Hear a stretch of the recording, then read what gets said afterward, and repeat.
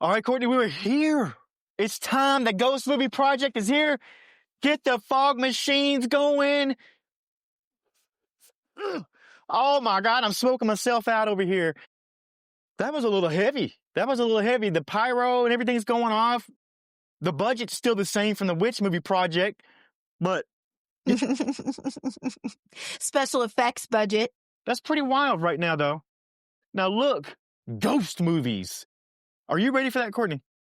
Oh, yeah. I am so ready. So ready to talk about movies. So ready to talk about scary horror movies and also paranormal activity and hauntings and what you need to know about all that. Ooh, and you know, me and Courtney are going to break these bad boys down. We're going to actually just dissect these like a possessed frog in a haunted biology lab, right? Like that's what we do here. In these first two movies, we usually compare the movies and we're like, hey, you know, this movie and this movie, they're not that much alike, but these two are. Mm-hmm. These Yeah. two are very So much so alike. that I watched them back to back and I was like, wait, was that the first one or the second one? Which one was I? And that's what happened with me when I was trying to think about the movies. I was like, you know what? No, that happened in that movie. Oh, wait, that was the second movie. And now you've got like 8 movies in the Conjuring universe. We said it now, the Conjuring. So Yeah. the ones that we're going to look at, though, are the ones that basically it made Catholic exorcisms cool again. Did it not? They were out of style. I think back they in ran out of style. style over the decades past, you know? But this is the movie right here that brought them back in style. James Wan, he gave us Saw, he gave us Insidious, he gives us most of our nightmares. I'm right about that, right? Like, because this guy really does dream up some scary stuff, man. But this is based off of a true story-ish. The Conjuring and The Conjuring 2 are the 2 movies we were talking about. Man, grab a rosary. You got a rosary around? Anybody? I have my own version of it. Let's just say that. But don't you feel like that adds to the reason why these are so popular and scary is that it says based on a true story or Yeah. true story in both of these movies? I mean, that kind of just already gets you like, wait, what? Everyone thinking the Blair Witch Project was real. These were tapes of real people and this is what really happened. That just added the intensity. It really did. And I got to say this right off of the top about this movie, because this would have been a big deal. This was a big deal. The rating for this movie is an R. Why? There's no nudity. There's no profanity. There's no violence that has a bunch of blood. So no gore, but it's an R. Is that not crazy to really think about that? Think about it. They don't have any profanity. They don't have any of that stuff. Anything that really makes a movie an R-rated movie other than it scares the pants off of you, right? Just sheer horror. What are you bringing into this movie? And then what are you taking back when you leave?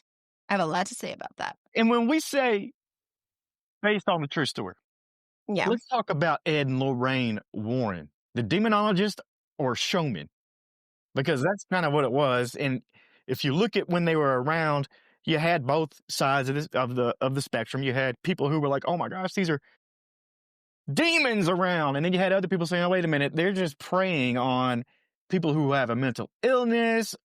They're not, Yeah. educated in this." So It's a fine line. I mean, there isn't, other than what is put out, education-wise, the Catholic Church, but the, certification in demonology or even paranormal psychiatric degrees, that's not a thing. I mean, I think that you can be a psychiatrist and then you can study paranormal things.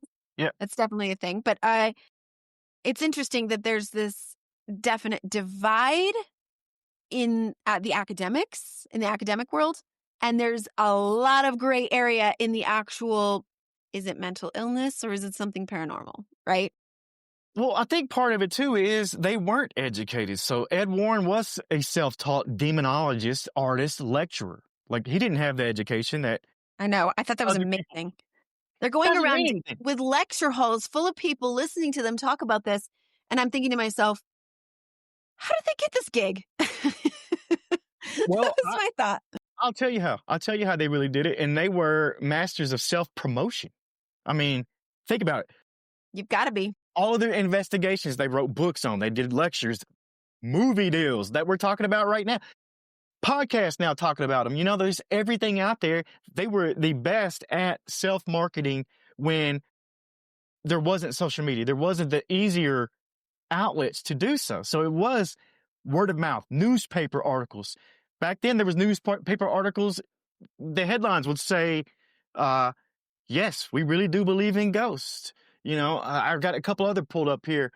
The Warrens, 20th century ghost hunters. And then it gets a little bit off. And you know, the people start getting into more fraudulent types of headlines. But it's there. And the fact that they were a lightning rod for, yes, they're telling the truth, or no, they're making all this shit up, was part of their game. That was it. That's why they're so popular now. You know, so yeah. And I have to say, I respect their self-education and their like, I believe in this. I'm putting it all out there. This is real. Here we go.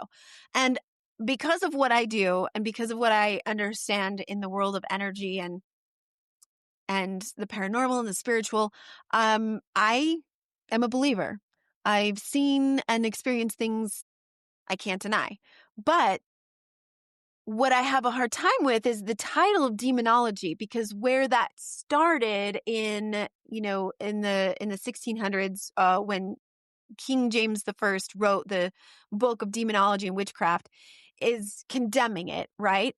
So I actually had an opportunity to go to Moon's Rare Books, which is here in Utah. The guy who owns it is a collector of rare books. And I had a private showing where we were asking him, because I was with a group of witchy-like folks like myself. And we were like, what do you have in the realm of witchcraft? Like, what have you got in your collection? Because he was bragging about, you know, I have something for everyone. I have something connected to just about everything. And he reaches behind him and he pulls out a book from the shelf behind him. And it is one of the original King James I book of demonology and witchcraft. It was incredible. I got pictures of it.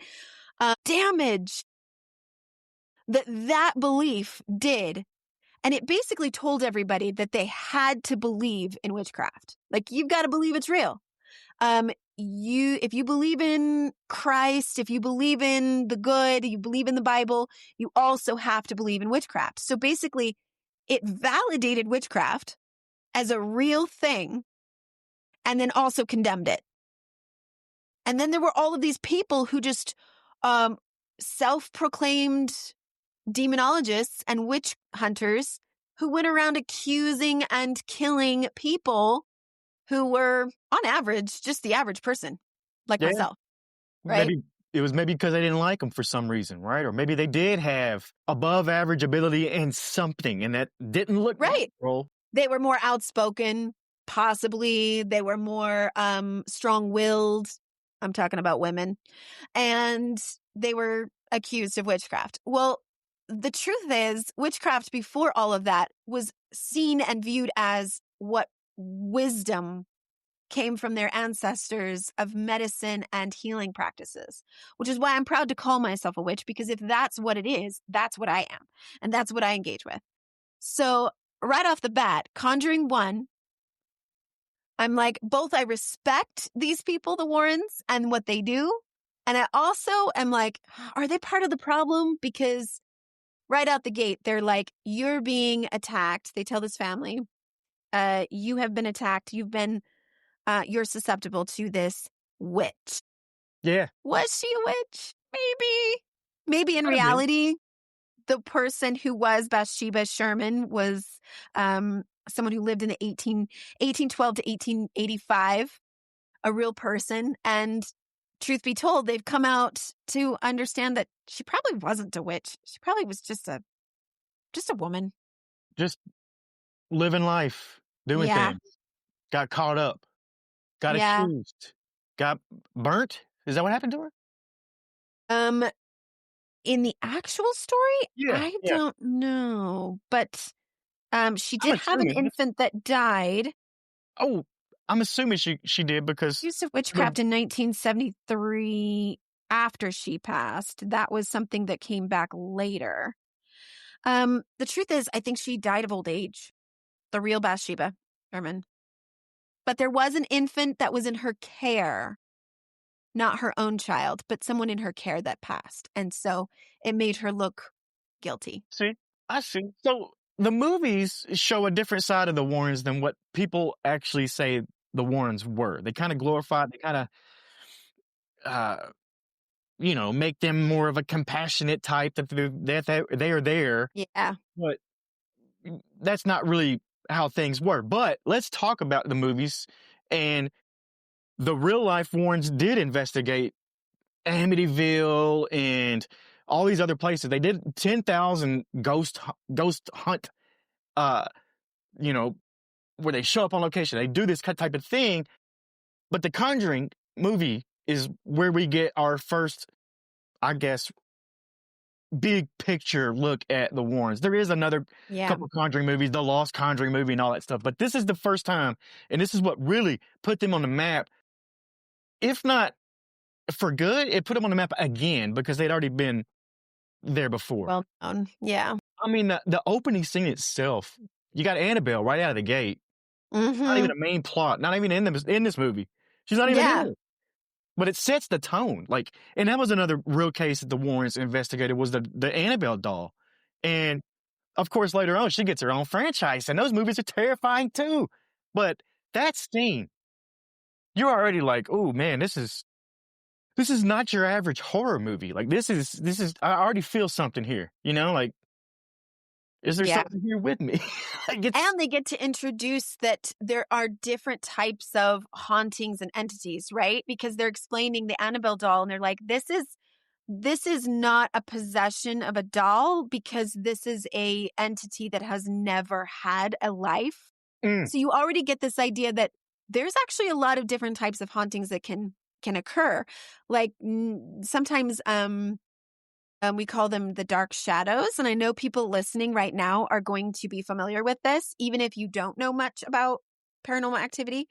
The dark shadow people, they're the kind of thing where you kind of see them out of the corner of your eye. And at first you're like, oh, did I just see something? And then you look and there's nothing there. So you just go, oh, it was nothing.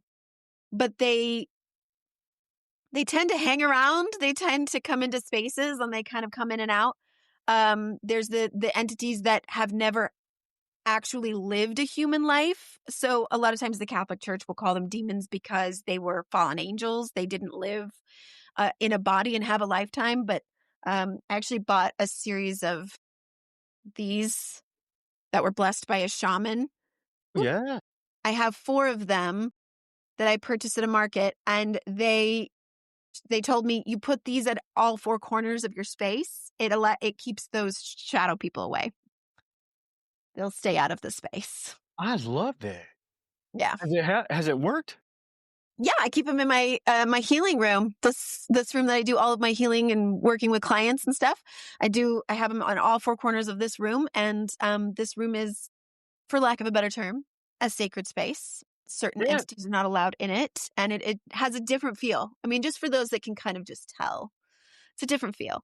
But I just love that the beginning of the movie, they introduce that idea so that people can understand, oh, wait, so there's not just ghosts, right? There's other types. So is a demon and a ghost the same thing? Like, is a ghost a demon? Is a demon a ghost? Is it always the same? I think some people use the terms interchangeably, but from my experience, no, they're not the same thing. Different. Yeah, I think that there can be ghosts who attach themselves to people. And definitely during Reiki sessions, there's particular Reiki attunements and Reiki, I don't know the right word for it, but experiences that we put our clients through if they have entities attached to them. And those sometimes are people who have lived a life that are existing in the earthly realm. Maybe they haven't moved on, maybe they can't, whatever. And when we go in and out of spaces, we have sometimes the opportunity to attach them to us. And oftentimes it's because of stuff we're struggling with. our own Mm. mental state of mind or our emotional state of mind has attracted them. For example, if somebody was struggling with addiction, they might have an entity attached to them that also in their life struggled with addiction. So they are attaching because they're like, hey, you and me, we're the same. Let me just hang out with you. I think I can help. I think I can help you. And as a Reiki healer, we are trained to allow them the opportunity to move on, saying to them, thank you so much. I realize you're trying to be helpful, but you're not. This isn't helpful. You can move on. And then even allowing them the opportunity to have a white light that they can walk through Mm. if they choose to.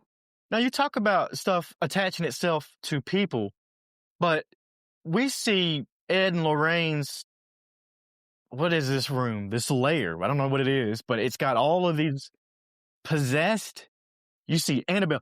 It's got all the possessed artifacts. Annabelle, you got the nun painting in the background. There's all kinds of stuff in there that they can make multiple movies off of if they really want to capture I the know. audience. But Go to that room. why would a demon, ghost, spirit, whatever you want to call it, why would it attach itself to something like the nun and then be able to come out, or to an Annabelle doll? What's the difference in, and why would it do that instead of a person? Lorraine kind of explained it a little bit when she talked about the demon in this case with Annabelle. It's not that it's possessing the doll, but it's using the doll to get to people that it wants to possess. So then they kind of go through and they have a little lecture series about what are the stages of possession. I kind of love that because then you kind of get an idea of what's going to happen. So those like types of hauntings are not necessarily a ghost haunting, but a demon in search of someone to attach to, right? And they don't want to attach to a doll. They want to attach to a person. Now, I got to point this out too. That lecture scene you're mentioning, when they're talking about it, if you look real close, you'll see the real Lorraine Warren in that lecture hall. She's in that scene. That's pretty cool. I love that. Ed's been gone for a while, I believe, or he's still with us. I don't know. He may be here now because that's. Maybe we never really go. Maybe we don't. Maybe we don't. Never really go anywhere. Let's talk Right? about the exorcism scene, because this is the Perrin family, and Carolyn is the one that's tied to the chair, vomiting blood, screaming Latin, shot in one take. And that's the genius back to James Wan. And using that one take, the long takes, to build the dread and suspense. I mean, the shot in the house of the Perrin house, that's etched in horror history forever. That one shot through the house. It's incredible. Yeah. If he hadn't have done this exorcism scene like he did, I don't think it's got the same effect. I don't think the does. camera work, you can, like when it goes upside down following Lorraine through the hallway. I mean, genius. It's Incredible. just all part of the vibe. It is. And it, like I said, it just builds that atmosphere, that tone, that setting. It's the entire time from that opening scene to the very end. You've even got, oh my God, the hide and clap game. Game before this. I don't want to ever hear of it again. I'm not going to play it. You're not going to play it. Not going to teach that one to your kids. No way, man. Because that scene, you're on the edge already. You're like, oh man, what's going to go down here? Once again, and I'm going to keep saying this about this movie. That's that's an iconic jump scare.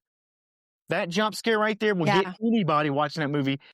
I watched it. I've seen the movie multiple times. It gets me every time. I know it's coming. I know. I had to go back and rewatch this one the next morning because I realized there were several scenes like that one that I didn't really watch. I'd maybe like distracted myself a little too much. And then I was like, well, if I'm going to talk about it, I really do have to see it. I want to see what happened. Yeah. So I had to go back in the daylight of morning and go back and fast forward, rewatch a couple of those scenes, which I'm so glad I did. They were so good. Lily Taylor playing Carolyn Perrin. She's one of my favorites. And this is going to become a bit of a theme in our ghost movie project. But she was in an episode of X-Files playing a blind woman. She was amazing. Kind of like when she was blindfolded and playing the game. and she's following the sound of breathing and clapping and then goes into the closet and there's nothing there. She's amazing. She did her own stunts for that exorcism scene and was bruised up for weeks after filming it. I So bet. good for her on that. I mean, I don't know if I can condone wrecking your own body for a scene, but thank you, Lily Taylor. Those actors and actresses, they do harder work than we realize. And let's get to them because Vera Farmiga, Patrick Wilson, amazing. Like if I saw either one of them somewhere on the street, I'd call them Ed and Lorraine. Like I would think that and you know why? It's because Vera, she studied real life interviews of Lorraine. She wanted to get the cadence, the spiritual sensitivity. She wanted to get all of it right. Yeah. She went to Lorraine's house. Like that's cool.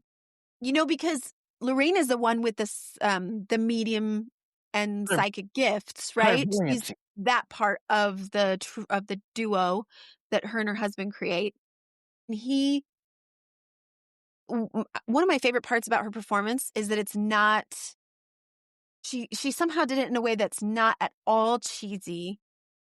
Because it's easy to be, I think when you're playing the part of a psychic or a medium, it's hard not to be like, oh, yeah, I see this. Oh, I'm having a vision.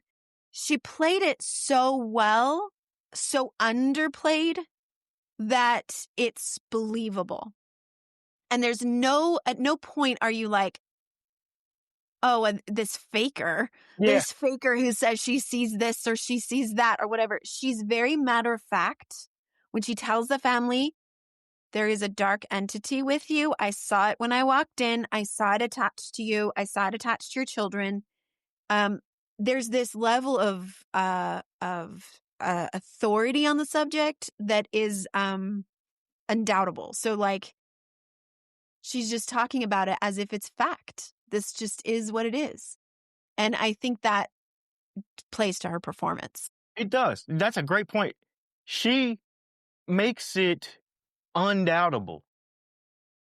You see what I'm saying? Like nowhere in your mind as an audience member are you like, oh, this is fake. Oh, this is a fraud. Oh, they're putting it on. You're all in. You're all in. You're with it. You're like, this is what's happening. What you see is what's happening, and that's what's going on. And Vera nailed it. Vera Farmiga to me is a screen queen. Mm-hmm. And oh my God, yeah. What's even wilder is she's got a little sister, Thaisa Farmiga, who's just as much a screen queen as she is. Now, Thaisa is in The Nun. She's in The Nun series. She's also in American Horror Story, a couple of those seasons.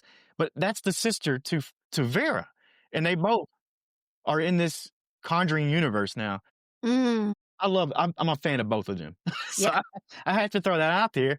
They've got that almost, I don't know the right word for it, but creepy, but beautiful. Kind of wish I had that. Yeah, sometimes I wish I was creepy and beautiful. There's some feature. You're right. Creepy. I'm just creepy. You're just creepy. Yeah, that's me. I'm just creepy, So or goofy. Maybe I'm a little more goofy than any of it. Right. Yeah. You talking about me or you? Me. I was talking about me. But sure. Patrick Wilson crushed it also. He sings, he plays guitar. That's really him doing that. And I guess Conjuring too. But he is a great actor. And I believe that he embodied Ed Warren perfectly. Yes, so yeah. Just the scenes and stuff that he's in, every time he's in it, he's there, but he commandeers it. Like he's like this. Yeah. He's like a strength, like a rooted strength you can, and I also love the dynamic between Ed and Lorraine, the way he plays it, because it's like relationship goals. That's kind of what I wanted to say. I would be like relationship goals, because he absolutely validates her, believes her, stands up for her. Yeah. Like, you're not going to say that my wife is a fraud, right? He knows she's the real deal and behaves as such, but he also is just gently protective. And also, not so much so that he pushes her away or down, like the way that, it'd be like, you're not coming on this case. I won't allow it. He's Yeah. like, I'm worried about you. I don't know. I feel this, but he also doesn't stop her from coming or take away her autonomy. It's kind of, I I honestly I love how both of the movies are the same but opposite because you've got one of them not wanting to go do it and the other one wanting to. So it's like yeah, opposite ends. they Uh, play that back and forth for each they other. do. They weave it back and forth with between the let's do this. We got to help these people, and the other one's saying, I'm kind of wanting to take a break. Like they talk them into it. They talk each other into it. You see that support system between both of them. Uh, but I loved Patrick Wilson's performance. Like it stands Mm-hmm. out in a way that's not uh overly. He didn't overact. It's same with Vera. Like same thing you said Yeah. her. Like they're believable. They're believable. Yeah. Subtle. Because it is easy, especially in horror movies. I think it's too easy to get into overacting and to be it kind of goes into a cheesy vibe, right? It's easy to do that in horror because I think it's hard to be authentically like scared. Otherwise you're just constantly like instead of like this is how it would really be. I think that horror movies, scary movies, are the easiest ones to overact in. Yeah. Because you're right, you can get too fake. You can get too far outside of reality, I guess. Now, some movies, Hmm. it's done on purpose, and we get it. We know, we see that. You can't do that in this movie, or it makes it one of those movies where it's Yeah. Then it's like, laughable. Yeah, you can write it's it off. laughable. Like the scare scenes are laughable. This is not it. Mm. Neither one of these movies are laughable. Like every scary scene, uh, the Crooked Man. Mm. Oof. That one gets me every time. The Crooked Man sequence to me, and it's something about that, the unnatural movement. Long body and Yeah, yeah. Yeah. I the dark know. movement. Yeah, I I that didn't one know gets that. me. Uh, that was all practical effects. The Crooked Man was all practical effects. I wish I had that poem or whatever he was saying. There was a crooked man who walked a crooked mile, Man, had a crooked smile, something. something, something, something, and Yeah, I murder, kind of murder, murder. I That was it. recall it. Yeah. Yeah. Which that's what was funny about it when I saw it is when you first see the toy with the crooked man, I first thing was like, what a creepy image. Why is that a kid's toy, right? But the use of kids' toys, you notice that Ed and Lorraine room that later we find out that Lorraine had a museum. I think she put those artifacts in a museum. First of all, why keep that in your house? Ew. And second, it's a lot of kids' toys in these cursed objects. Annabelle, the toy from the first Conjuring, which was this creepy little clown that pops up, ugh, and the Yeah, mirror.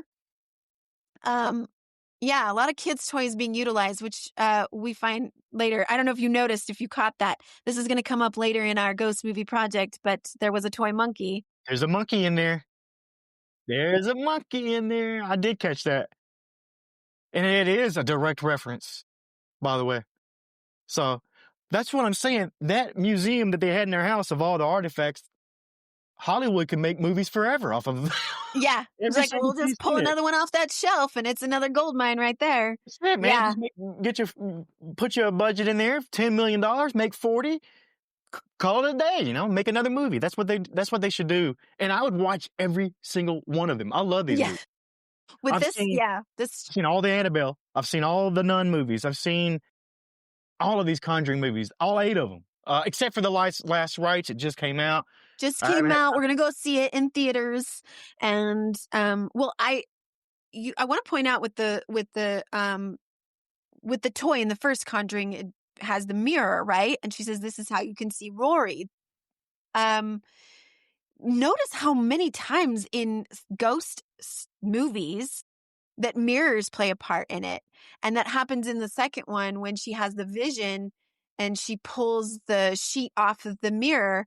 The thing is in the mirror, in the reflection behind her, but when she turns around, it's not there.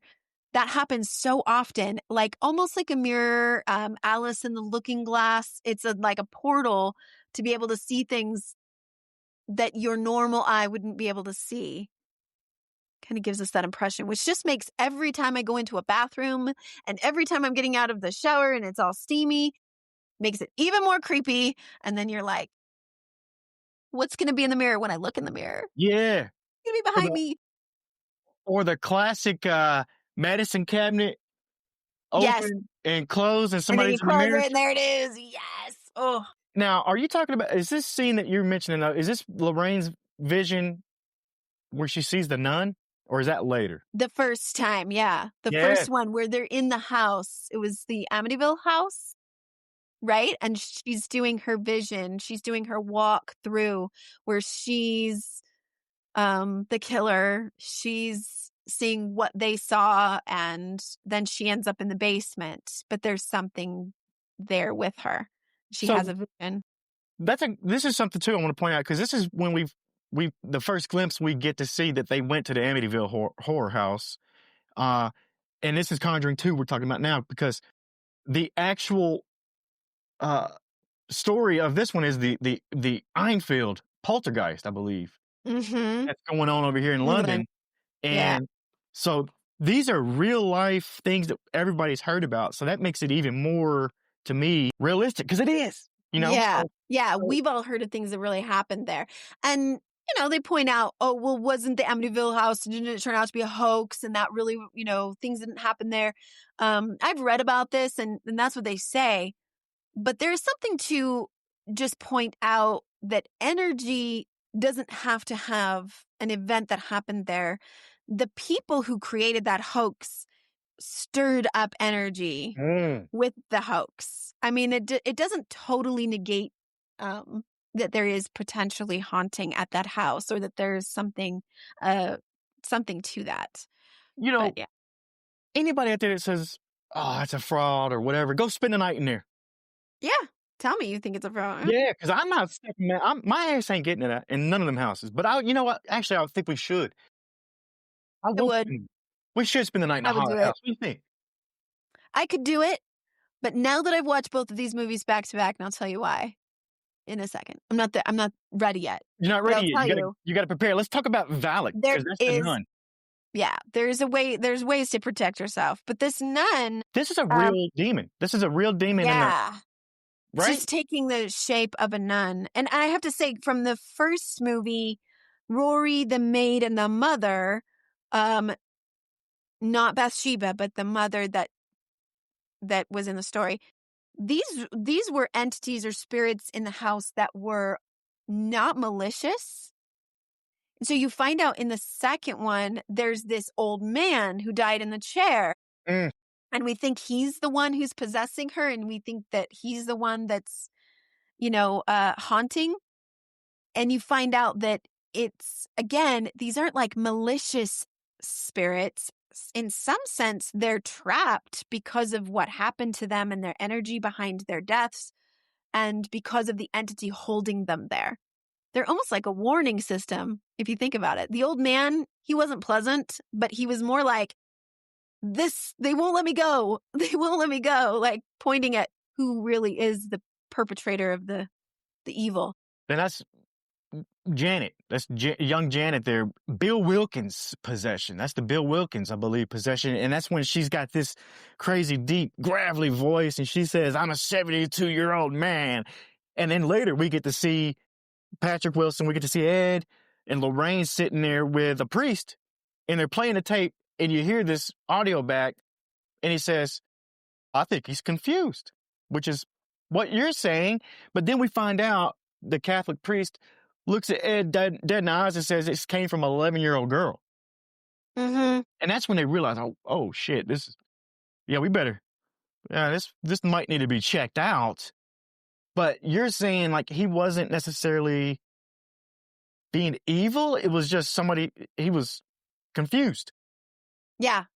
All he knows is he was sitting in that chair, and now his family doesn't visit anymore.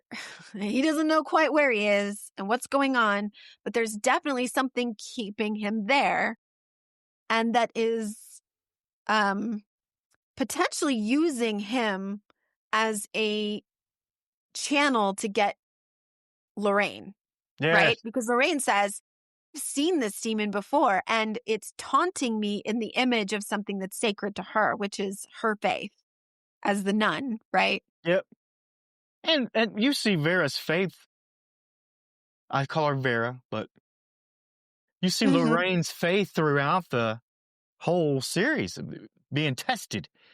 Uh, the whole reveal, and we don't find out the name of the entity until she Mm-hmm. solves the puzzle. So that's when we find out Yeah. Valak is the name, which Valak is a real entity listed in the Lesser Key of Solomon. I know this. I've researched a little bit in demonology. That is, Mm-hmm. Valak is actually like a horned beast of some kind, I think, and Yeah. that's what they put in. I would love to see The Conjuring 2 with the The horned beast, original. because there were screenings with it, and then they reshot and they did it with the nun instead because they didn't like it. So did people not like it because it was too scary, or what was going on? The Yeah. nun is scary as Not shit the to me, right though. fit. Yeah.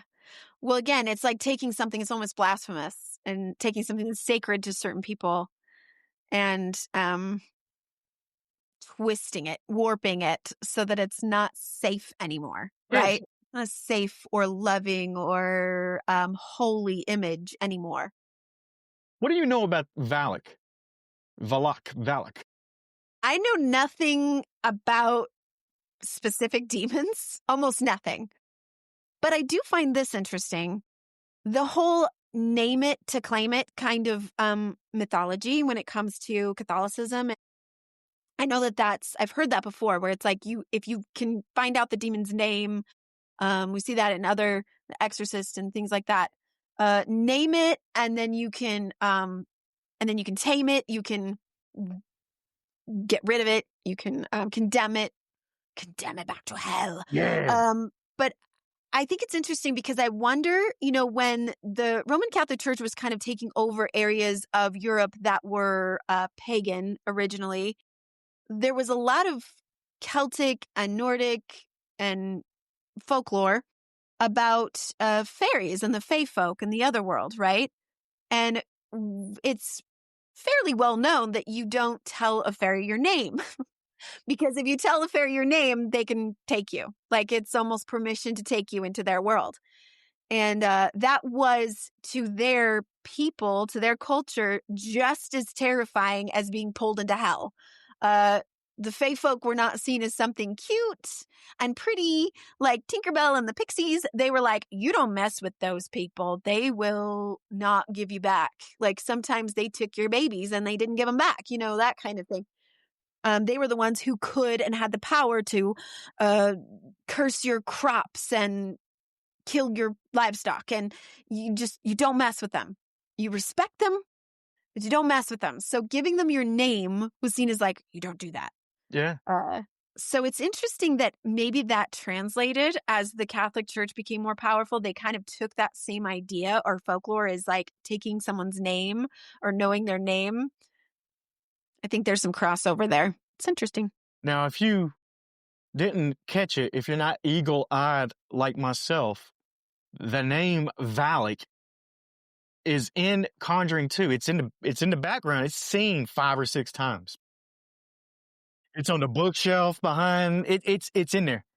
The name is there. It's placed in there in specific That is places. due for a rewatch. I can see finding that. That would be You gotta fun. watch it again and see if you can see it, because it's there the entire time. We know the name of the demon.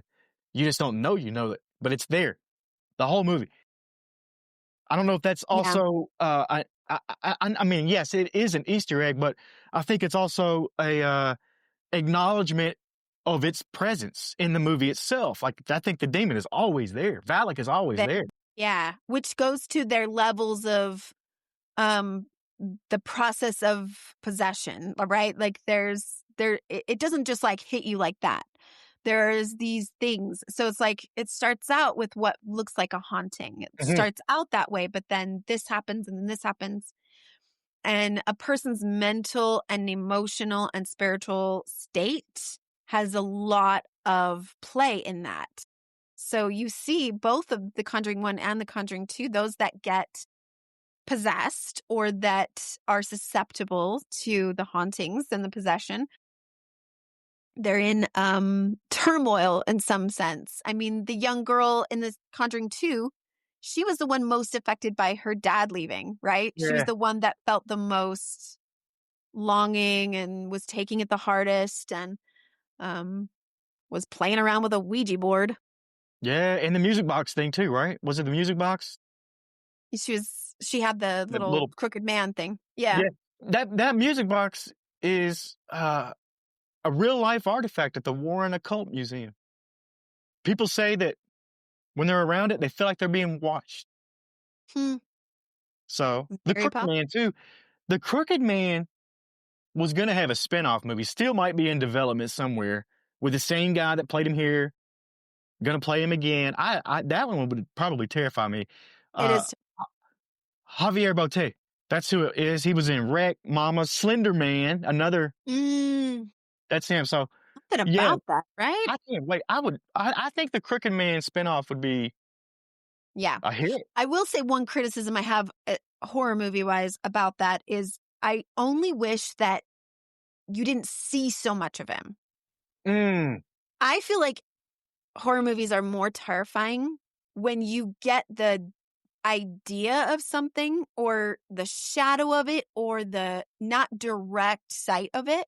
yeah, I think it's more terrifying, honestly. So they could imply the crooked man, they could imply the body shape of him and not show him, and I think it would be more terrifying. really. That's my personal criticism. You're thinking they could have went with the Jaws route. You barely ever Little, you yeah, rarely see it. You rarely see Jaws, the right. shark.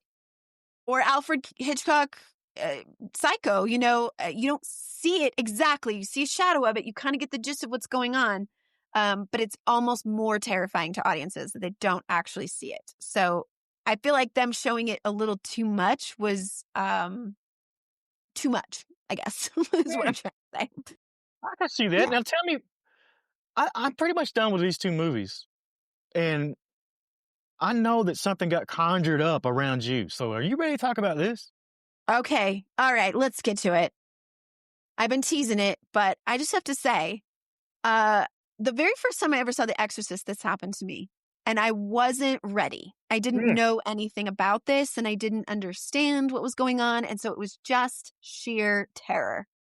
So I feel like sometimes, and I think that it can just be, there is the whole, I watched a horror movie, so I'm having nightmares and I'm scared, right?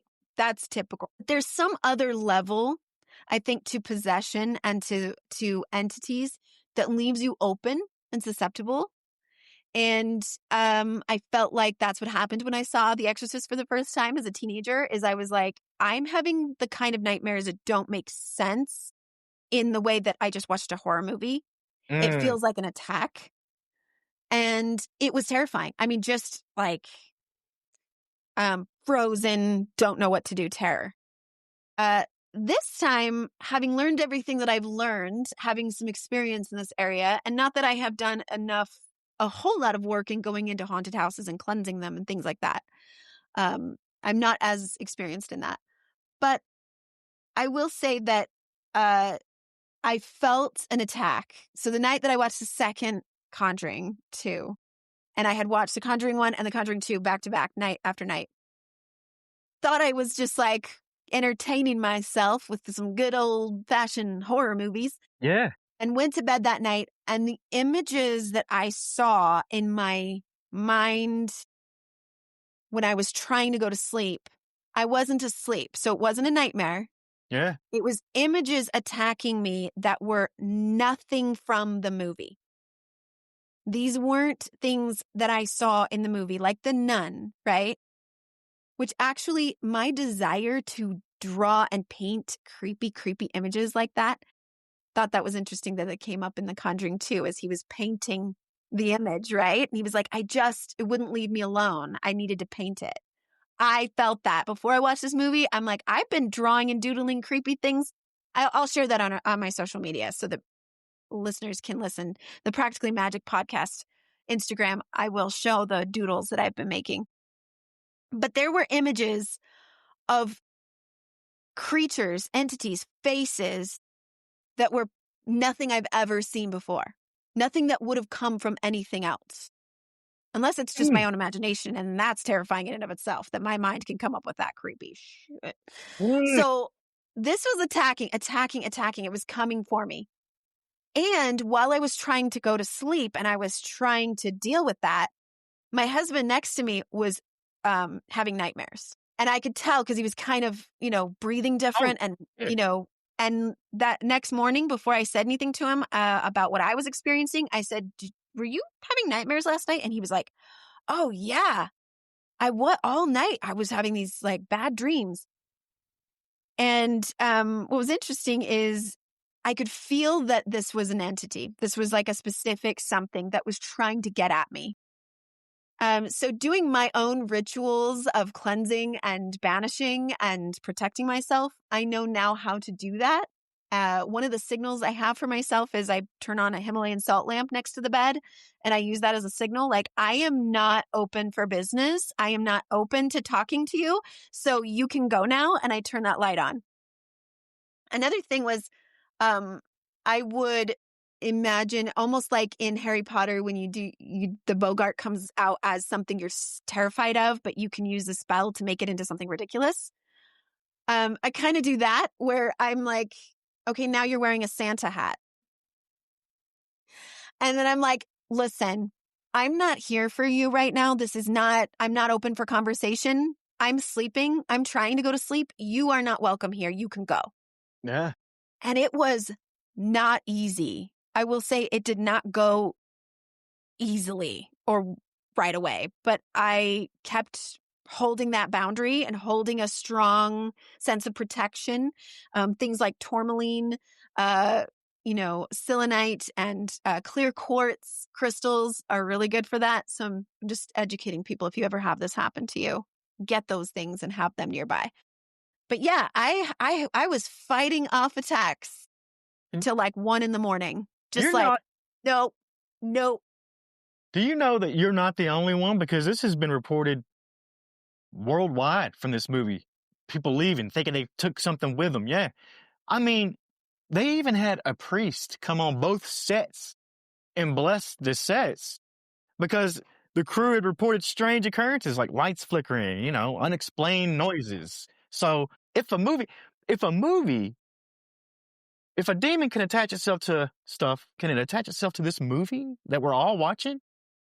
See, I don't know if I believe that that's how it works. I think the way that I think it works is that because watching it puts you in a state of mind or an emotional state to be open to it, that the potential or the door is open, shall we say, because you've opened it. And I think Ouija boards, it can be a similar experience. I don't think Ouija boards in and of themselves are evil. I don't think using them is evil, but it opens a door. And if you're not ready and you don't know what to do with that, once you've done that, you don't know what you're inviting in, right? So I know us people as humans to be more powerful than we know we are, and that we can shut that door. We can keep that door closed if we know how and we so choose. So I did a lot of self-Reiki. I was doing some cleansing work on myself for that night, and the next day I was like, there's clearly something that left myself susceptible to that, and I want to make sure that I don't allow that. So I was like, let's do some work on that. So I would just say, anybody who's seen these movies, they're fun. They are for fun, and being scared is fun. I love horror movies. But if you were going to go to a haunted house, if you're going to watch a movie like this, and you're a little bit worried about what that might bring with you, go find yourself a spiritual healer or leader, a priest, if that is your subscribed faith. But a Reiki healer can do that for you as well. So I'm just gonna plug for that. Great advice. I didn't feel good either watching this movie. I felt uneasy. I felt all kinds of things. And I just realized that it was because Taco Bell just brought back the chili cheese burrito and I needed some Pepto. So there was no demons. Yeah. Beads of sweat. Oh, yeah. But it made me feel a little bit better after that. So, I'm glad that you threw that advice in there. I got nothing else left to say about the movies or the Warrens. What about you? Just be careful out there, friends. Be careful, man. So what have we learned? If your house smells like sulfur, your kids are talking to invisible friends, crucifixes keep flipping upside down, maybe don't wait till the third act to call the Warrens in, right? Because that's what they did in the movie. Conjuring 2, they're not just horror movies. These things right here, to me, was like a love letter to old school horror movie fans. Demonology, the power of faith. We saw all this kind of stuff in there. And I can't wait to see the rest of these movies we get into on the Ghost Movie Project. I will tell you this. I'll leave you with my final thought and words of wisdom. Like you said, be careful out there. I'll go even further and say, if the doll blinks, run. Right?